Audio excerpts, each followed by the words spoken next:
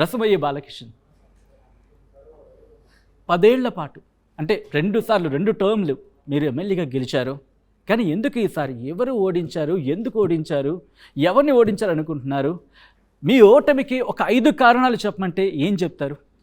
ముఖ్యంగా ఒక 10 సంవత్సరాల సుదీర్ఘమైనటువంటి రాజకీయ ప్రస్థానాన్ని ఈ ప్రభుత్వం యొక్క పాలనను ప్రజలు చూసిన తర్వాత ప్రజలందరూ కూడా ఒక మార్పును కోరుకున్నటువంటి సందర్భం మాత్రం మనకు తెలంగాణ వ్యాప్తంగా కూడా మనకు కనబడుతూ ఉన్నది.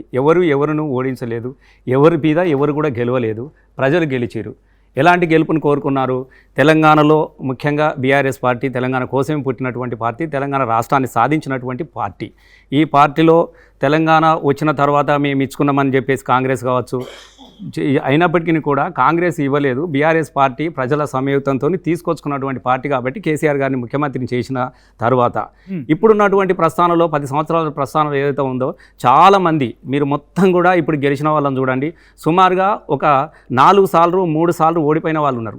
75% 3 సార్లు ఓడిపోయినటువంటి వాళ్ళు ఉన్నారు. ఇతర పార్టీలకే రాబోతున్నాను, ఈ ప్రశ్నకే రాబోతున్నాను. ఎందుకంటే తెలంగాణ కొట్లాడి సాధించుకున్న తెలంగాణ ఉద్యమానికి నాయకత్వం వహించిన కేసీఆర్ లాంటి వ్యక్తిని 10 ఏళ్ల పాటు నిర్విరామంగా పాలించిన తర్వాత ఎందుకు ఇప్పుడు పక్కన పెట్టారు? లేకపోతే ఎందుకు కేసీఆర్ని, ముఖ్యంగా కేసీఆర్ నాయకత్వం వహించిన బీఆర్ఎస్ను పక్కన పెట్టారంటే ఏమంటారు మీరు? ముఖ్యంగా ప్రజలు ఒక మార్పును కోరుకున్నారు. ఆ మార్పును కూడా కేసీఆర్ గారు కావచ్చు, బీఆర్ఎస్ ప్రభుత్వ పార్టీ కావచ్చు, తప్పకుండా ఇది ప్రజలు ఇచ్చినటువంటి అవకాశం. ఏ రాజకీయ అవకాశాన్ని అయినా కూడా డబ్బుతోనో దీంతోనో తీసుకొచ్చినటువంటిది కాదు. ప్రజలు ఆశీర్వదించి ప్రజలు ఇచ్చినటువంటి ఒక అవకాశం కోసం 10 సంవత్సరాలు ఏ ప్రభుత్వం అయినా సక్సెస్ఫుల్గా మేము చేసినామనే భావించుకుంటూ ఉంటుంది. కానీ ప్రజలు ఏదో కొత్తదనాన్ని కోరుకున్నారు. మొదటి నుంచి ముఖ్యంగా బీఆర్ఎస్ పార్టీ ఒక 14 సంవత్సరాలు తెలంగాణ ఉద్యమ ప్రస్థానంలో రాజకీయ ప్రస్థానానికి నడిపినటువంటి పార్టీ. చాలా సందర్భాల్లో తమకు అంటే పదవుల కోసమే బీఆర్ఎస్ పార్టీ పుట్టలేదు, పదవులనే అంటిపెట్టుకోవడానికి కోసము మాయమాటలు చెప్పినటువంటి పార్టీ కాదు. బీఆర్ఎస్ పార్టీ అనేది అనేక సందర్భాలలో కూడా త్యాగాలు చేసింది. తన పదవులకు రాజీనామా చేసి, మీరు చెప్పండి, ఒక కార్పొరేటర్ కూడా, చిన్న వార్డు మెంబర్ కూడా రాజీనామా చేయమంటే చేయలేడు.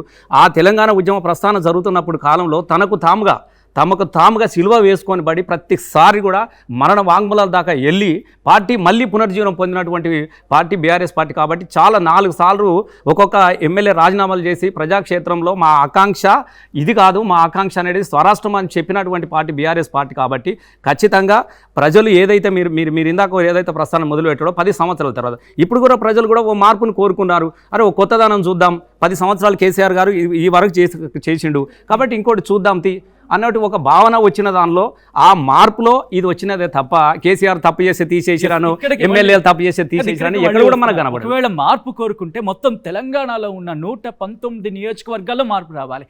కానీ 39 మందిని మాత్రమే ఒప్పుకున్నారు. అంటే మిగతా చోట్ల క్యాండిడేట్స్ని మార్చుంటే కనుక విజయం సాధించి ఉండేది బీఆర్ఎస్ అనే మాట వినిపిస్తుంది. ఇన్ఫ్యాక్ట్ కేటీఆర్ కూడా ఈ మాట అన్నారు, కొన్ని చోట్ల మేము క్యాండిడేట్ని మార్చుంటే బాగుందని చెప్పి. అంటే రసమయ్య బాలకిషన్కి సంబంధించి కూడా క్యాండిడేట్ మార్చుంటే అక్కడ కూడా బీఆర్ఎస్ విజయం సాధించి ఉండేదా? మీరు ఒకటి క్యాండిడేట్లను మారిస్తేనో ఈ మార్పు జరగలేదు. 100కు 100% మా ఎమ్మెల్యేలు అందరూ కూడా చాలా బాగా పనిచేసిన వాళ్ళు.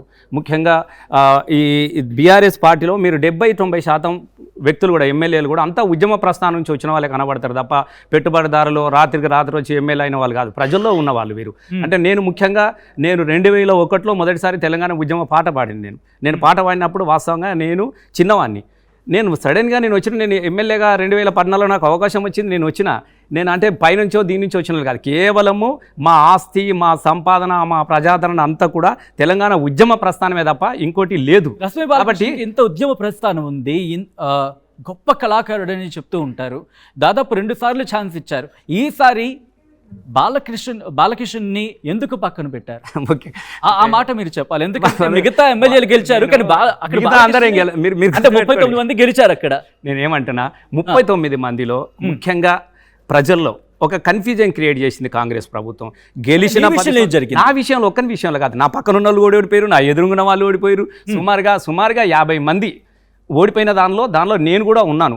ముఖ్యంగా మాది దళిత నియోజకవర్గం కాబట్టి మేము దళితులకు చేయాల్సినంత కానీ మిగతా వాళ్ళకి చేయాల్సినంత కానీ మేము చేయలేకపోయామో అన్నటువంటి ఒక భావన నాలో ఉన్నది.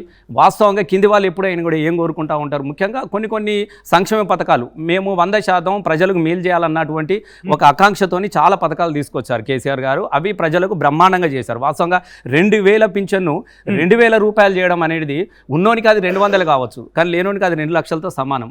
కళ్యాణ లక్ష్మి లాంటి పథకాలు అద్భుతం. వాస్తవంగా బిడ్డల పెళ్ళిళ్ళు చేసి బొంబాయి బతుకోయినప్పుడు మేమే పాటలు పాడినాం కదా, ఉండు పైలంగుండు అమ్మ మా అమ్మ, బొంబాయి పోతున్న తల్లి మా అమ్మ.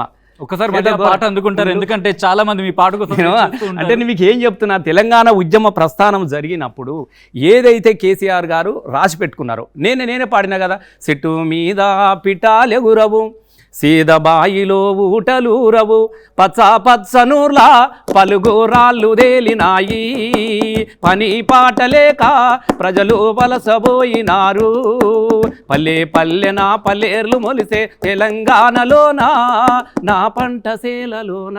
ఈ 4 అక్షరాల వాక్యాలే తెలంగాణ ఉద్యమ ప్రస్థానం అనే విషయాన్ని మీకు గుర్తు చేస్తా ఉన్నా.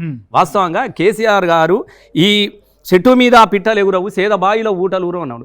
చెట్టు మీద పిట్ట ఎగరడానికి కోసము తెలంగాణలో అంతా ఎండిపోయింది, పచ్చని చెట్టే లేదు. కాబట్టి పల్లెకు ప్రకృతి వనాలను తీసుకొచ్చి చెట్లు మొక్కలు నాటి పెట్టిండు. మీరు గుర్తుపెట్టుకోవాలి, ఇది చాలా మందికి. సేదబాయిలో ఊటలూరవు, కనీసం చాగుదామంటే సేదబాయిలో నాసుపట్టే బాయిలో ఓరన్న నాపరాలు తేలినాయి.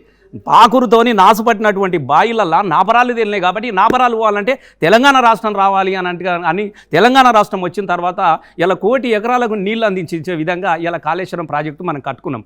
వాస్తవంగా కాళేశ్వరం ప్రాజెక్టు కట్టుకున్న తర్వాత ఇప్పటికీ టుడే ఈ క్షణాన్ని కూడా ఎర్రని ఎండాకాలంలో మత్తళ్ళు దుంకినటువంటి సందర్భం నాకు తెలిసి భారతదేశంలో ఎక్కడ కూడా కనబడలేదు.